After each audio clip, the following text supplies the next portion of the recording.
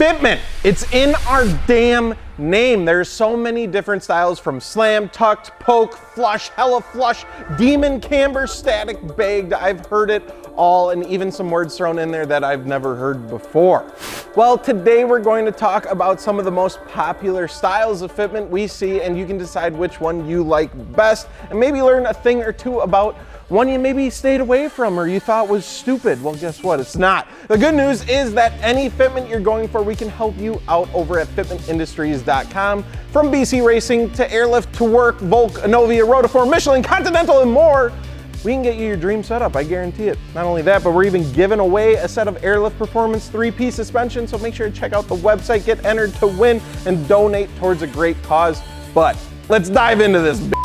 Let's start from the inside and work our way out. I don't know why I just thought about this, but did anyone else when they ate Lunchables, like the nacho one, like try to conserve the cheese until like the very end, and then with the last few bites you got like these perfectly covered chips with cheese?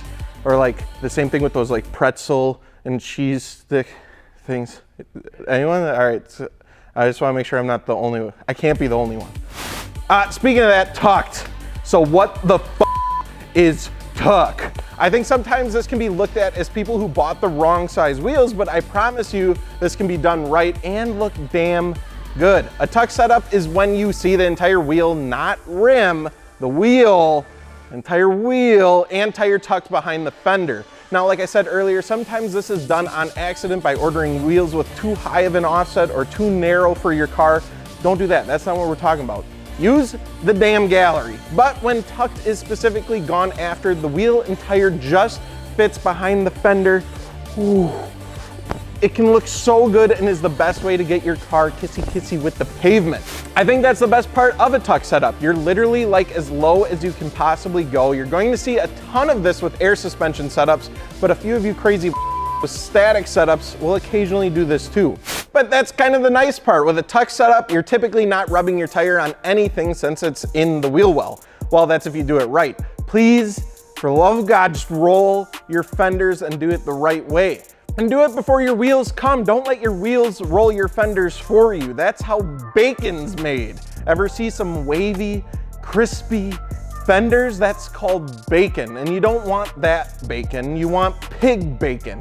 It can come from your tire heating up your fender from rubbing on it, driving down the road, or not properly rolling your fenders. Honestly, for every setup on this list, just get your fenders rolled. You're going to want it if you're lowering your car. Most cars have a piece of metal coming out from the fender that's flat that will like stab your tires if not taken care of.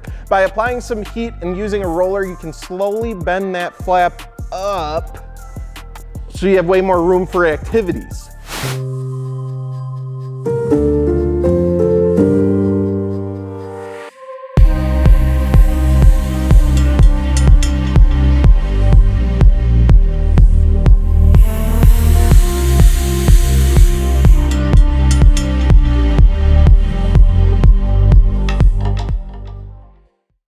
But anywho, tucks can look damn good, and it's not what I specifically go for, but you can bet your ass I like seeing it done properly. Hey, you're probably on the toilet right now, and that's the perfect segue into talking about flush. And no, not because it's probably one of my favorite styles of fitment, but flush like the toilet, like when you go and you. Anyway, this is where your tire and your wheels sit flush with the fender. This style of fitment is great because you can combine function with form, and tires are key when you're trying to pull this one off.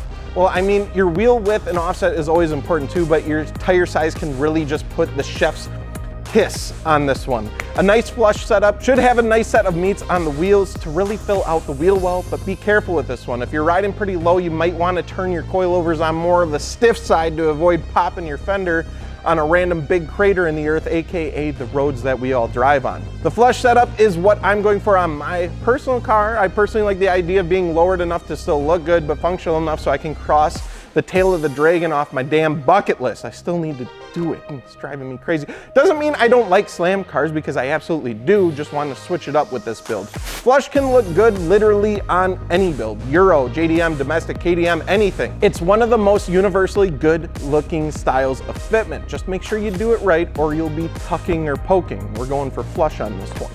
All right, so poke, and I'm not talking about the weird thing random people used to do on Facebook, then they wanted to message you but not have a conversation, and it was just an awkward thing, and I don't know why it was ever a thing. I'm talking about poke fitment. Now, this can be done real wrong. Poke can absolutely ruin a car, but the poke I'm referring to and I think looks good is just a slight poke of your tire just peeking out of the fender to give you that like meaty, like bulldog type stance. Yeah, that's the good stuff. Poke fitment actually stemmed from, well, race cars, and I mean it, I'm not just saying that.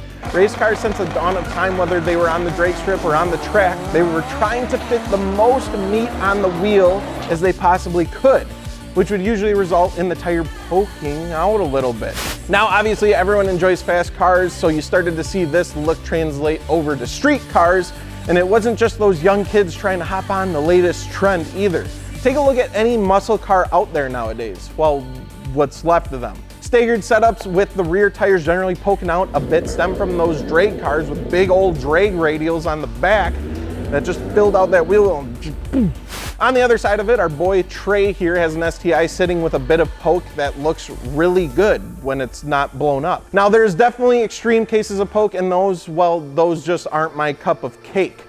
My mom used to say that, and I always had to tell her it was cup of tea. I love you, Mom. Anyways, to summarize poke fitment, it's better when it's subtle and well thought out. Either a meaty setup that just passes the fender, or even a slight stretch that makes the tire just taper towards the fender can look really good.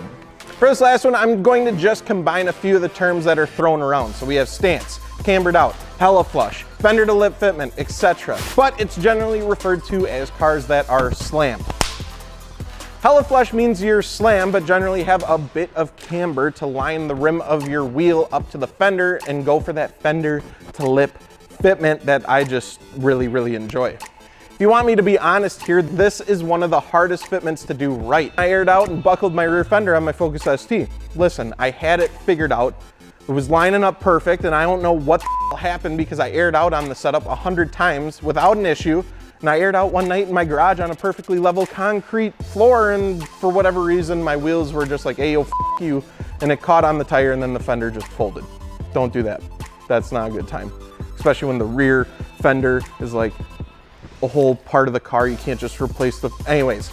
But that's why this fitment is finicky, and you have to nail it. Generally, with stance cars, the name of the game is getting the best fitment you can with a hella flush or flush setup and being as low as possible with that. I know this isn't for everybody. Trust me, I see you wild commenters ripping people new ones every single day. But you have to at least give a bit of appreciation, because whether you want to believe it or not, a lot of time and effort does go into this style as well when it's done right. Each of these styles of fitment can be done well or really terribly. A lot of times when it's done terribly, it wasn't done intentionally. It was because people literally just didn't know. Trial and error going on, not a fun time. Luckily, we made one of the only free tools for car enthusiasts that you can never lose, the gallery. Seriously, this is a super helpful tool when trying to dial in your fitment. Just punch in your year, make, and model and look at thousands of dope cars with all different fitment to give you an idea of what you're looking for to do on your car. Cars are an extension of yourself and your personality, so you want it to look good. No bacon, no super poke, no super tuck. Get her dialed in just right. If there's any fitments I missed, make sure to comment down below so I can read it and chat with you guys. I enjoy diving into the comments and talking with all of you. Well, most of the time. Okay, bye-bye. Good luck with that build. Have good fitment. Don't poke too much. No bacon unless it's pig bacon, because that's good with eggs.